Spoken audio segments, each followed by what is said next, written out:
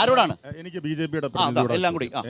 അപ്പൊ പുതിയ ചോദ്യമൊന്നുമില്ല. അദ്ദേഹം നേരത്തെ പറഞ്ഞതിൽ ഒന്ന് രണ്ട് കാര്യങ്ങളൊന്നും ചോദിക്കാമെന്ന് വിചാരിക്കുന്നു. ഒന്ന്, ഈ പെട്രോളിന്റെ വില വർധനവ്, പെട്രോളിന്റെ വില നിശ്ചയിക്കാനുള്ള അവകാശം ഈ UPA സർക്കാരാണ് മാറ്റിയത്, ഞാൻ സമ്മതിക്കുന്നു.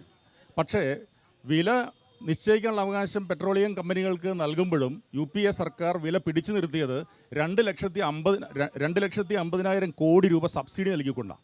അതുകൊണ്ടാണ് 2014 വരെ വില വർദ്ധിക്കാതെ പിടിച്ചു നിർത്തിയത്, അന്താരാഷ്ട്ര വിപണിയിൽ വില കൂടിയപ്പോഴും. നിങ്ങൾ ആ സത്യം മറച്ചു വയ്ക്കുന്നു. ഡീസലിൻ്റെ വില നിർണ്ണയാവകാശം ആരാ നൽകിയത്? ഈ കമ്പനികൾക്ക് നൽകിയത് ആരാ? നിങ്ങളുടെ സർക്കാരല്ലേ. ലോകത്ത് എല്ലായിടത്തും വില കുറയുമ്പോഴും ഈ ക്രൂഡ് ഓയിലിൻ്റെ വില കുറയുമ്പോഴും ഇന്ത്യയിൽ മാത്രം എങ്ങനെയാണ് വില കൂടിക്കൊണ്ടിരുന്നത്? കക്കൂസ് ഉണ്ടാക്കാൻ വേണ്ടിയിട്ടാണെന്ന് ഒരു കേന്ദ്രമന്ത്രി പറഞ്ഞിരുന്നു. ഞാൻ പറഞ്ഞു കഴിഞ്ഞില്ല. എൻ്റെ ഒരു ചോദ്യം, ഒന്നാമത്തെ ചോദ്യം, അപ്പോൾ നിങ്ങൾ നേരത്തെ പറഞ്ഞതിലെ വലിയൊരു നുണ ഇത് ഇവിടെ അത് വ്യക്തമാക്കുക എന്നുള്ളത് വളരെ പ്രധാനപ്പെട്ടതാണ്. രണ്ടാമത്തത്, ഈ ബേട്ടി ബച്ചാവോ എങ്ങനെയാണ് അത് തന്നെ, ആ സ്കീം. ഈ സ്കീമിനെ കുറിച്ച് നിങ്ങൾ വലിയ വായിൽ സംസാരിച്ചല്ലോ. ഈ സ്കീമിനെ കുറിച്ച് നിങ്ങൾക്കറിയാവോ എത്ര കോടി രൂപയാണ് ആ സ്കീമിൽ മുടക്കിയത്? നിങ്ങൾ പറഞ്ഞു ഉത്തർപ്രദേശിലൊക്കെയുള്ള പാവങ്ങളുടെ സ്ത്രീകളുടെ ഉന്നമനത്തിന് വേണ്ടിയിട്ടാണ് ഈ പണം മുടക്കിയതെന്നല്ലേ പറഞ്ഞത്? അതെ, ബേട്ടി ബച്ചാവോ ബേട്ടി പഠാവോ തന്നെ, അതിനെക്കുറിച്ച് തന്നെയാണ് പറയുന്നത്. എത്ര കോടിയാണ് മുടക്കിയത് നിങ്ങൾക്കറിയാമോ? നിങ്ങൾ BJPയുടെ പ്രതിനിധിയല്ലേ, നിങ്ങൾ പറ, എത്ര കോടി ആ പദ്ധതിക്ക് വേണ്ടിയിട്ട്, നിങ്ങളുടെ ഭാവനാത്മകമായ പദ്ധതിക്ക് വേണ്ടി നിങ്ങളുടെ സർക്കാർ എത്ര കോടി മുടക്കി? അത് പറയും. നിങ്ങൾക്ക് അറിയില്ല, നിങ്ങൾ ഒരു പദ്ധതിയല്ല സാർ, ഒരു പദ്ധതിയല്ല. ഉച്ചക്കഞ്ഞി ഭക്ഷണം, യൂണിഫോം, അങ്ങനെ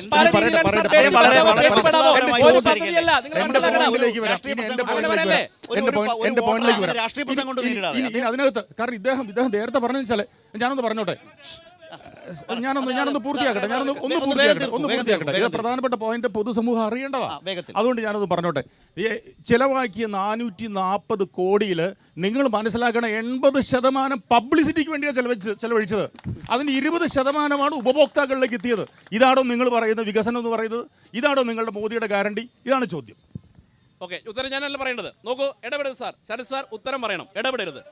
അദ്ദേഹം പറഞ്ഞത് ബേട്ടി ബച്ചാവോ ബേട്ടി പഠാവോ പദ്ധതിയുടെ പണം നൽകിയിട്ടുണ്ടോ? സാർ, ഇന്ന് ഈ കേരളത്തിൽ 8ാം ക്ലാസ് വരെയുള്ള കുട്ടികൾ, ഗവൺമെൻറ് സ്കൂളിൽ പഠിക്കുന്ന കുട്ടികൾ സൗജന്യമായിട്ട് ഭക്ഷണം കഴിക്കുന്നുണ്ടെങ്കിൽ ആ പദ്ധതിയുടെ പേരാണ് ബേട്ടി ബച്ചാവോ.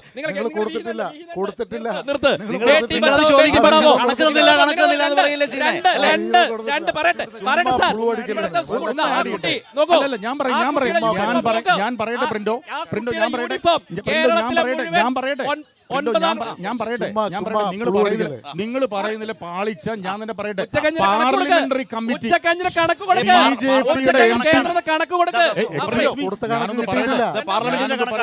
പാർലമെന്ററി കമ്മിറ്റി BJPയുടെ MP-മാർ ഉൾപ്പെടെയുള്ള ആളുകൾ അടങ്ങുന്ന പാർലമെന്ററി കമ്മിറ്റി പഠിച്ചിട്ടാണ് ഈ പറഞ്ഞ കണക്ക്.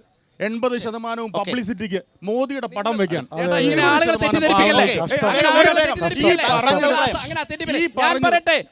കേരളത്തിൽ മാത്രം വിദ്യാഭ്യാസ മേഖലയിൽ 26,000 കോടി കൊടുത്ത